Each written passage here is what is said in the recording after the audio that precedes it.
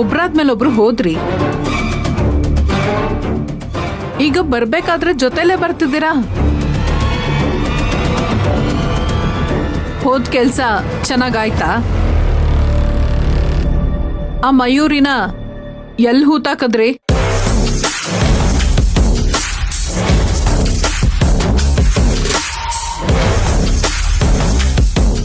ಮಹೇಶ್ವರಿ, ಏನ್ ಮಾತಾಡ್ತಾ ಇದ್ಯಾ? ನಿನ್ಗೇನ್ ತಲೆ ಕೆಟ್ಟಿದ್ಯಾ? ನನಗ್ ತಲೆ ಕೆಟ್ಟಿಲ್ಲ ರೀ, ನಿಮಗ್ ತಲೆ ಕೆಟ್ಟಿರೋದು. ಇವಳ ಜೊತೆ ಸೇರ್ಕೊಂಡು ಆ ಅಮಾಯಕ ಹುಡ್ಗಿನ ಕೊಲ್ಲಕ್ ಹೊರಟಿದ್ದೀರ ಅಲ್ಲ. ಈಗ ನಿಮ್ಮಿಬ್ಬರ ಮುಖದಲ್ಲಿ ಖುಷಿ ನೋಡ್ತಿದ್ರೆ ಹೋಗಿರೋ ಕೆಲ್ಸ ಯಶಸ್ವಿಯಾಗಿ ಮಾಡಿ ಬಂದಾಗಿದೆ. ಯಾವ ಸ್ಮಶಾನದಲ್ಲಿ ಹೂದ್ ಬಂದ್ರೆ ಅವಳನ್ನ ನೋಡು, ಬಾಯಿಗೆ ಬಂದ ಹಾಗೆಲ್ಲ ಮಾತಾಡ್ಬೇಡ. ನಾವೇನು ಅವಳು ಕೊಲೆ ಮಾಡಿಲ್ಲ.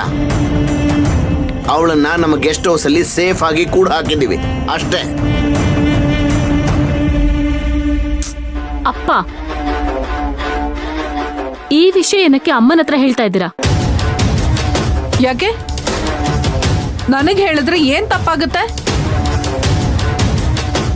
ಓ, ವಿಷಯ ನನಗ್ ಗೊತ್ತಾದ್ರೆ ನಾನು ಅಲ್ಲಿಗೆ ಹೋಗಿ ಅವಳನ್ನ ಬಿಟ್ ಕಳಿಸ್ತೀನಿ ಅಂತನಾ?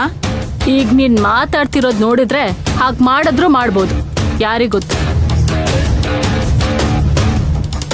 ಅಮಿತಾ, ಯಾಕೆ ಹೀಗೆಲ್ಲ ಮಾತಾಡಿ ನನ್ನ ಹೊಟ್ಟೆ ಉರಿಸ್ತಾ ಇದ್ಯಾ? ನೀನ್ ನಿಜವಾಗ್ಲೂ ನನ್ನ ಮಗಳೇನ ಅಂತ ನನಗೆ ಅನುಮಾನ ಬರ್ತಿದೆ. ಅಲ್ಲ ಕಣೆ, ಆ ಹುಡುಗಿ ಏನ್ ಮಾಡಿದ್ಲು ಅಂತ ಅವಳಿಗೆ ಶಿಕ್ಷೆ ಕೊಡ್ತಿದ್ದೀರಾ?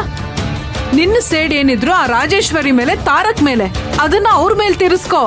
ಅದು ಬಿಟ್ಟು ಆ ಹಳ್ಳಿ ಹುಡುಗಿಗೆ ಯಾಕೆ ಚಿತ್ರಹಿಂಸೆ ಕೊಡ್ತಾ ಇದ್ದೀರಾ?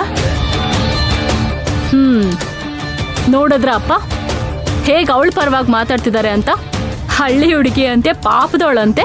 ಆ ಪಾಪದವಳು ಮಾಡಿರೋ ಕೆಲ್ಸಕ್ಕೆ ಇವತ್ತು ನನ್ನ ಜೀವನ ಅಯ್ಯೋ ಪಾಪ ಅನ್ನೋ ತರ ಆಗಿರೋದು.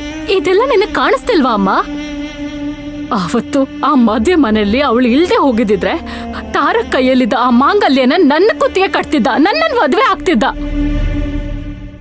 ಅಷ್ಟರಲ್ಲಿ ಅವಳು ಬಂದು ಎಲ್ಲ ಹಾಳ್ ಮಾಡ್ಬಿಟ್ಲು.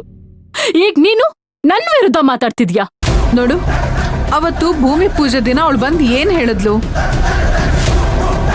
ಇದೆಲ್ಲ ನನಗೆ ಗೊತ್ತಿಲ್ದೇ ಇರೋ ವಿಷಯ. ನಾನು ಬಂದಿದ್ದು ಮದ್ವೆ ಕೆಲಸ ಮಾಡೋದಕ್ಕೆ ಅಂತ ತಾನೆ. ಅಂದ್ಮೇಲೆ ಅವಳು ಕುತ್ತಿಗೆಗೆ ತಾಳಿ ಕಟ್ಟಿದ್ದು ತಾರಕ್ ತಪ್ಪಲ್ವಾ? ನೋಡು ಮಹೇಶ್ವರಿ,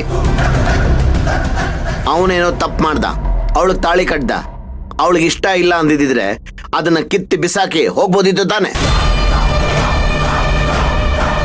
ಅವಳು ಹಾಗೆ ಮಾಡ್ಲಿಲ್ಲ. ನಾನು ಕೆಲ್ಸಕ್ಕೆ ಬಂದಿದ್ದೆ, ಅದು ಹೀಗಾಗೋಯ್ತು ಅಂತ ನಮ್ಮ ಹತ್ರ ಬಂದು ಮೊಸಳೆ ಕಣ್ಣೀರು ಹಾಕ್ಬಿಟ್ರೆ ಅದನ್ನ ನಾವು ನಂಬೇಕಾ? ತಾರಕ್ಕು ಎಷ್ಟು ದೊಡ್ಡ ಶ್ರೀಮಂತ ಅಂತ ಗೊತ್ತಿದ್ದೆ.